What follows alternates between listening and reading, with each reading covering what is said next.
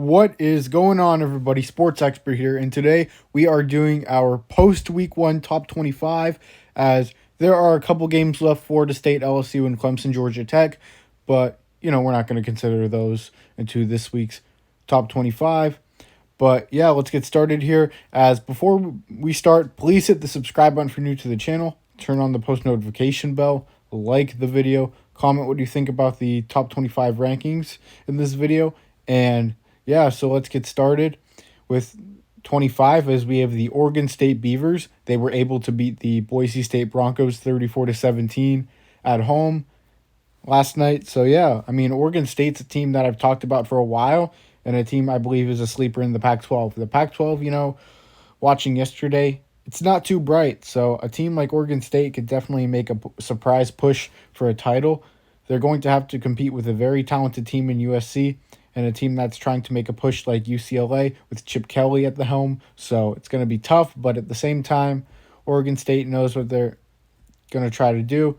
But yeah, I mean, they lost some talent in the to the NFL. They lost their top running back, B.J. Baylor, so that hurts a bit. But Oregon State, they've been able to replace the running back position for a few years now, as they've replaced Artavis Pierce and Jamar Jefferson. So yeah, good stuff by Oregon State as they land in my top 25. At 24, we have the Texas Longhorns. They were able to beat UL Monroe. Can't remember the exact score. I believe it was 52-10. Quinn Ewers got off to a rough start.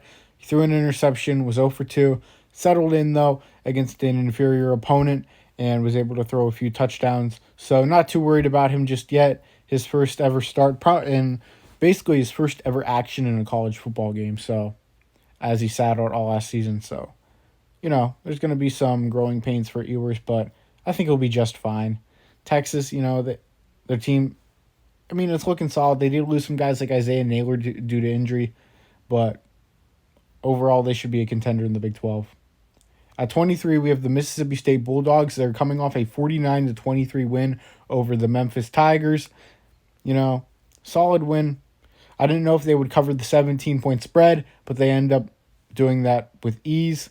Yeah, Memphis in a bit of a rebuild year, so not too surprising Mississippi State was able to win this game with Will Rogers at the helm. So, yeah, they should be a solid offensive team this year and a team to watch out for that could play spoiler. 22, I have the Miami Hurricanes. A lot of people might, see Miami as a top 15 team. I don't. I want to see more. I'm obviously not one of the biggest Miami Hurricane believers. Never have been. Don't know if I ever will be, unless they're absolutely elite. But, we'll see what they do with Mario Cristobal at the helm now. Tyler Van Dyke's a nice, solid prospect. Could be one of the top prospects in the 2023 NFL Draft. That's another thing I've wanted to talk about. The draft class kind of took an L last night and yesterday, as guys like Devin Leary and Phil Jurkovec struggled. But last night, Anthony Richardson made an impact for the Florida Gators. They'll be coming up in a very soon in this video, as people are talking about him being a top 5 pick now. So, yeah, but getting back to the point, Miami scored 70 versus Bethune-Cookman. 70-13 was the final score. And yeah, we'll see what they can do towards the rest of the season. At 21, we have the Oklahoma State Cowboys. They are coming off a 58-44 win over Central Michigan. The defense definitely didn't look as sharp as last year. They lost a few guys to the transfer portal in the draft and lost their elite defensive coordinator in Jim Knowles, who's with the Ohio State Buckeyes now. So, they should be a good team this year, but I don't think they'll be anything special. I think they're gonna need to rebuild that defense once again. They got to adapt to whoever's defensive coordinator there. I don't even know who their defensive coordinator is now. But Oklahoma State, I don't even know if they're a contender in the Big 12, but I have them over Texas for the time being. At 20, we have the North Carolina State Wolfpack. Like I said, Devin Leary struggled yesterday. One of my top Heisman candidates, just not ideal, versus an East Carolina team that's just quite average, I guess. They could push for a bowl game, but I still think they're quite average, But Devin Leary threw for a touchdown, threw a pick as well. So, just not the performance you'd expect. He lost his elite offensive lineman in Ike Ekwonu, but definitely should be better, man. So NC State, a team that I was really high on before the season. I think I had them in my top 6. They fall a few spots to 20. At 19, I have the BYU Cougars. They took care of business against South Florida yesterday as Jaron Hall and company. I believe they scored. Last time I checked, it was 47-21. Can't remember the final score, but looked very solid. South Florida got some points in garbage time, but not going to really say much there. But BYU should be a nice, explosive team this season. Let's see what they can do. Could be one of the better Group of 5 teams for sure. At 18, we have the Wake Forest Demon Deacons. They're coming off a 44-10 win against VMI. Not much to say about Wake Forest. I mean, solid win against an inferior FCS opponent. I mean, I don't think Sam Hartman is back yet, but when they get him back, they should be a contender in the ACC for sure. At 17, we have the Pitt Panthers, another ACC contender, the defending champions, as they're coming off a 38-31 win over West Virginia, the backyard rivalry or something like that it's called. I can't remember, but yeah, JT Daniels versus Caden Slovis, the former USC Trojan battle. So Slovis got off to a slow start as expected, new system, new school, not too surprising. JT Daniels got off to an okay start, same thing with him, but Pitt is just the better team despite all the changes. Guys like Jordan Addison leaving, guys leaving for the draft, and their offensive coordinator Mark Whipple leaving. So, yeah. So, I mean, Pitt, I don't know what to say about them. I mean, they still have an all right coach in Pat Narduzzi, but I don't expect them to be like anything special. I mean, they're still 17 in my rankings right now, but I think they're destined to fall. At 16, we have the Houston Cougars, and a team that I was very high on at the beginning of the year. They come back to beat the UTSA Roadrunners on the road 37-35. Great second half for Clayton Tune, who I've criticized in the past, but, he's a guy, he has a toughness, took a lot of shots yesterday. I mean, that Houston offensive line definitely needs to be a bit better. The dude can run the football despite he's not even one of the fastest guys on the field, that's for sure, but he knows how to run the football. And yeah, nice comeback win for Houston. It looked like they were dead in the water for a bit. At 15, we have the Tennessee Volunteers. The Tennessee man will be happy with this one as they come off a 59-10 win over Ball State. And yeah, so Hendon Hooker should be a dark horse Heisman candidate this season. And yeah, I mean, Tennessee has some nice talent on that team. I believe they still have Cedric Tillman, one of their top receivers. And Josh Heupel, I mean, he's rebuilt that program pretty nicely, so we'll see what they can do this season, especially in a loaded SEC. And speaking of the SEC, if LSU wins tonight, a SEC will go undefeated in Week 1. At 14, we have the Oklahoma Sooners. They're coming off a 45-13 win over the UTEP Miners. So Dylan Gabriel looks solid in his Oklahoma debut. Not a lot of people talking about him, though. I feel like it's due to the fact that the correlation between him and Venables isn't really there due to it being an offensive and defensive combination. So, but they still have an elite receiver in Marvin Mims that can help the offense. Oklahoma still has a lot of talent, and it's not like they're going to be a pushover this season. They're going to be a contender in the Big 12, and their playoff hopes aren't going to be dead. At 13, the biggest jump so far, the Florida Gators. They come out at home at the Swamp and beat the 7th-ranked Utah Utes. A lot of people were picking for the college football playoff. And yeah, so the Gators, Anthony Richardson, like I said, Heisman candidate, potential top 5 pick. They have a lot going on for them, and I think they're going to have a special season if Anthony Richardson keeps this up. Another guy I'm really high on is potential top prospect Gervon Dexter. He was a top prospect coming out of high school, and he's a guy that, a lot of people, have said he could be one of the next big things at defensive tackle with the right development. So we'll see what happens there. At 12, we have the Wisconsin Badgers. They're coming off a 38-0 win over Illinois State, and an FCS opponent. Not too much there, but Wisconsin, easy win. Braylon Allen looks ridiculous. Had a 96-yard touchdown run yesterday. So, the Badgers should be a solid team this year. I think they might be one of the most underrated teams in college football so far. I mean, it's only Week 1, but yeah. At 11, we have the Arkansas Razorbacks. They were coming off a nice win over Cincinnati at home. I can't remember the exact score, but they won by a score or two. As KJ Jefferson looked comfortable, he's been in the same system for a couple years now. Should definitely be an advantage for Arkansas this season if they want to compete. Loaded SEC. Arkansas just fills that. They fill the conference like loaded SEC. But yeah, KJ Jefferson, like I said, doesn't have Traylon Burks anymore, but still is a solid team. Good offensive line. The defense is definitely solid. The coaching staff is probably the strength of this team. So, yeah, definitely a main reason why they're in the top 11. At 10, we have the Utah Utes falling from 7 to 10. Utah, solid team still. Cam Rising made a horrible mistake at the end there. Just a bad throw in double coverage.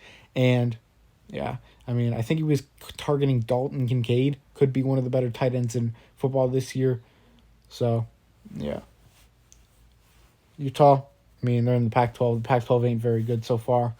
But, I don't think their playoff hopes are absolutely dead, but they're not looking ideal. At 9, we have the Baylor Bears coming off a 69-10 win over Albany. Destroyed them. The line was 41. I didn't think Baylor would cover, but hey, here we are.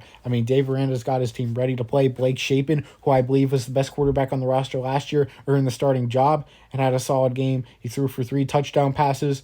And, Baylor, they should be just fine. Dave Aranda, one of the best coaches in college football.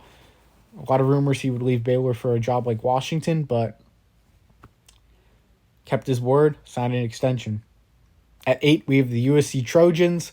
Caleb Williams, should make this team a playoff contender immediately. Coming off a nice win over Rice. I believe it was 59-14. Got off to a slow start. They were tied for a bit there. Offensively, they were always fine. But defensively, there were some mistakes, penalties and such. Third down conversions let up. But USC should be fine. And no doubt they could definitely contend for the college football playoff this season. They have a nice receiving duo of Mario Williams and Jordan Addison to complement that offense. At 7, we have the Notre Dame Fighting Irish, as they took a 21-10 road loss to the Ohio State Buckeyes. Played a very solid game defensively, held C.J. Stroud in check for most of the night, but it wasn't enough, that's for sure, as Tyler Buchner struggled, as the Ohio State defense just did too much against the Fighting Irish, and the run game didn't really get much going, so yeah. But, Notre Dame, their season definitely isn't over. Definitely a tough loss against a great opponent. At 6, we have the Texas A&M Aggies, as they are coming off a 31-0 win against Sam Houston State. The defense looks elite, of course. Haynes King, not a big fan. I don't think Max Johnson should be starting over him, but they're both kind of mediocre at this point. If it gets kind of, just to the point where it's just not sustainable, one guy I would give a shot to is 5-star freshman Connor Wegman. I think there's a lot of potential there. I just don't see it with Haynes King. He was getting the Justin Fields comparisons coming out. I just have never seen that. Don't understand that at all one bit. But, yeah, Texas A&M, if they're going to want to win a lot of games this year, Haynes King's going to have to be a better football player. At 5, we have the Clemson Tigers. They're going to be playing the Georgia Tech Yellow Jackets tomorrow. So not much to say there other than bounce back season for DJ Uiagalelei. We'll see. At 4, we have the Michigan Wolverines coming off a dominant win over Colorado State. And yeah, Cade McNamara probably will not be the starter for the foreseeable future. Michigan plays Hawaii next week. Might be the worst team in the FBS with all the changes they've made. So, and J.G. McCarthy has a good chance to prove himself there, as, yeah, I believe he will be the starter going forward, and Michigan fans should, rise up at this point. You've been calling for J.J. for a while, former 5-star recruit. No doubt about it, he should be starting.